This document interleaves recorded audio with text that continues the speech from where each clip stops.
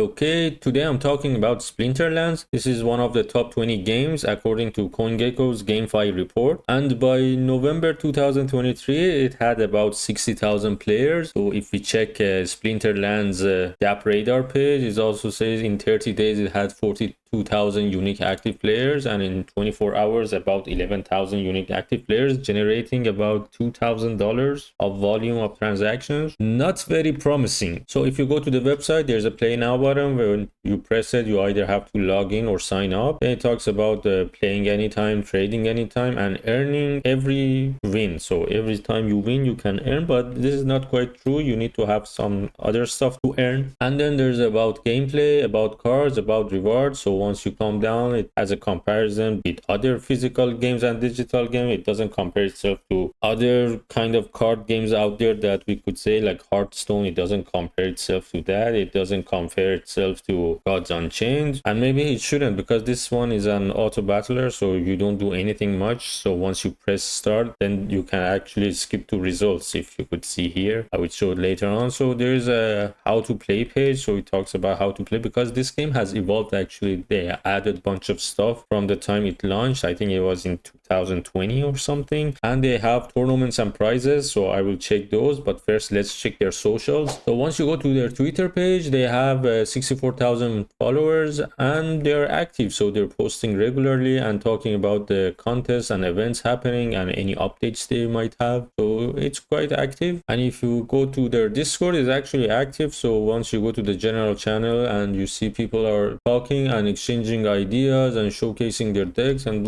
those kind of stuff. So I would say they have an active player base, but I don't know how many people are actually playing it, because 11,000 just generating $2,000 is not much activity for this game. So this game, I'm guessing that the earning and the reward potential should be good, because the game sucks. But we get to that later on. And I also saw a Reddit post about bot services in this game. So there seems to be many users and players using bots just to keep their accounts active and maybe earn something. And the game has a third-party marketplace kind of style website, so it shows that the game had traction before. And when you look at the tokens, so they have the dark energy crystal when they launched back in 2020s, and in the bull run, as you can see, it was doing excellent. And about this time, they actually said, okay, why not introduce a second token? So they introduced this token, the SPS token, later on. So this is like the governance token and those kind of things that you will find in many Web3 games. But the trend for both of them is that they just went down and down. But the fully diluted market cap for DEC is actually quite high. It's almost $1 billion. I don't know why. And the volume is about $14,000, so not much volume. And also the same thing for SPS token. So fully diluted is less than 100 million. It makes sense. It should be way lower than this for the game that this is, but most of the volume again is on PancakeSwap, and it's doing $156,000 of volume daily. So not bad if these are all players and stuff, but I think it's not coming into the game, since the app radar was saying only $2,000 per day is the volume of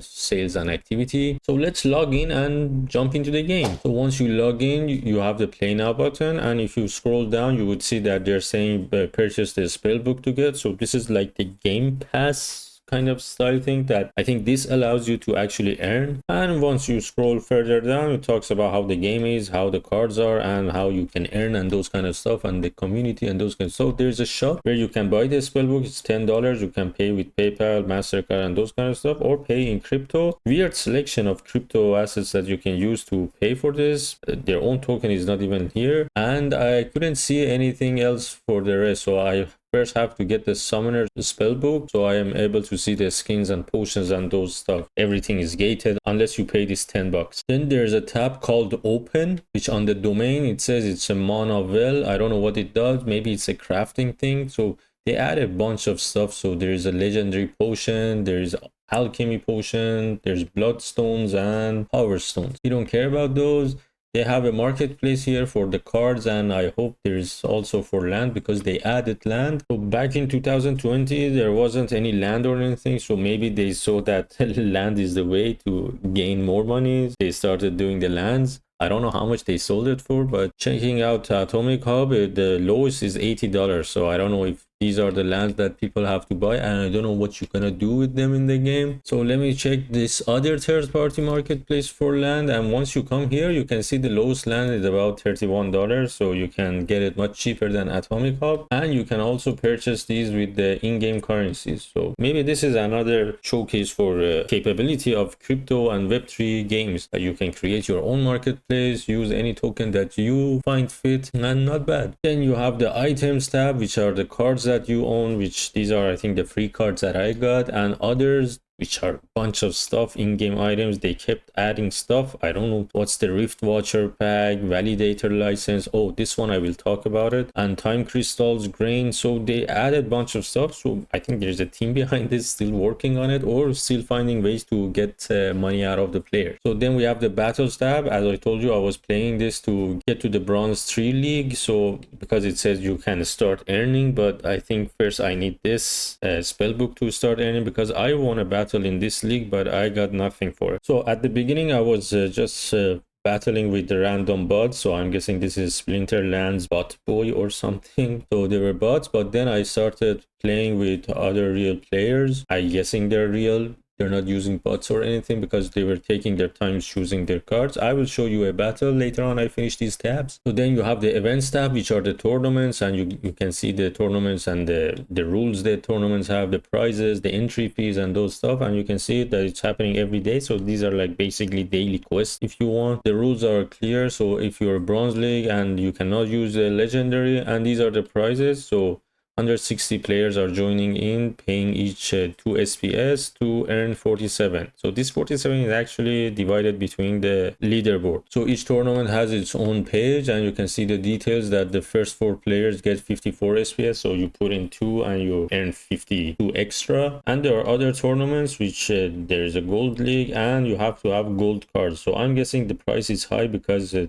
gold cards actually have costed you something. So if you land in the top 4, you're earning about $100. I don't know how much you must have spent on those gold cards, but if anyone knows, please comment down below so we know what's the earning potential here. Then there's a guilds tab. We have to see how these guys are doing, and they have the land, of course. Yeah, they must have the land. I don't know what the land does or how it is, but there is a lands feature, and there is a grain and those kind of assets that you can make. So the second last tab is a soul keep, which I think it's another game. It's in closed beta, and it's saying I have to buy packs to be able to play it and see it, which I'm not interested, of course. And the last tab is a help, which yeah, we all need that help, especially if we are invested in this game. And the last thing I want to talk about, they were actually selling validator nodes. I don't know what was this about and why they needed this and who bought this, but they weren't cheap. So the lowest I think was $1,000 worth of SPS, then 3,000, 5,000. I don't know who got this, but I hope nobody. And it happened 1 year ago. So I think this team actually went and looked, so what is working. So they had 1 token, it was working. Then they said, okay, no, we need to have 2 tokens. They added the second token. Then they say, okay, no, this is not working. We need lands. They added lands. Then they say, okay, in lands, we need to stake and do those kind of stuff. So they added those. Then they say, okay, we need nodes. Then they added, they're going to do everything to just get every dollar that they can. So let's quickly jump into a battle so you can see how the game actually works. So once you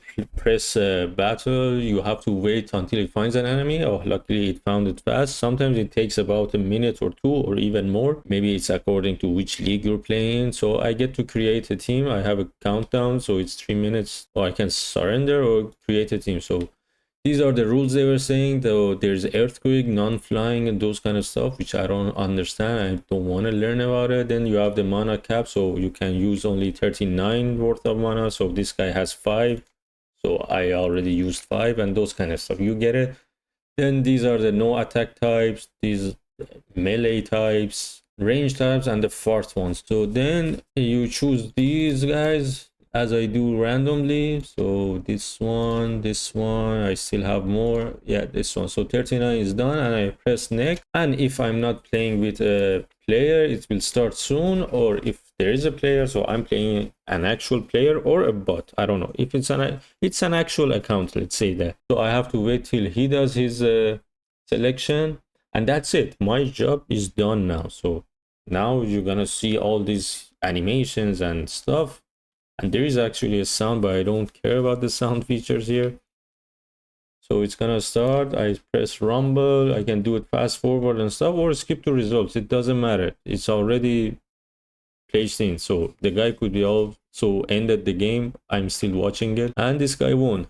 He earned nothing. He just got some reward points. So I don't know what that does, but he didn't earn any SPS, and of course I lost whatever I lost. So that was the gameplay. So you just have to select some different type of cards and hope for the best. I went to check their YouTube channel, and it's not that bad. Once a month they post a video and talk about the lore or a trailer or upcoming event or something. So they are still active, and I searched for other people talking about it. So there are decent amount of people talking about it and actually playing it and saying what they're doing, what they're hoping for. So this guy is hoping he gets a totem fragment. So this guy must be really invested into this game. I don't know if he's enjoying it. This guy actually said that the game sucks now. He doesn't care about it. The community was nice, but I think he's complaining about this stuff. They added so many things, and it's tough to handle all of these stuff that they added to the game. And there was a particular YouTuber that she does videos on card games. So she's, I think, known for playing Hearthstone. So there's only one video about Splinterlands, and at the end she thanks the Splinterlands team. So I'm guessing this was sponsored video, and she never came back to this game. So I'm guessing she wasn't impressed either, because it's just an auto battler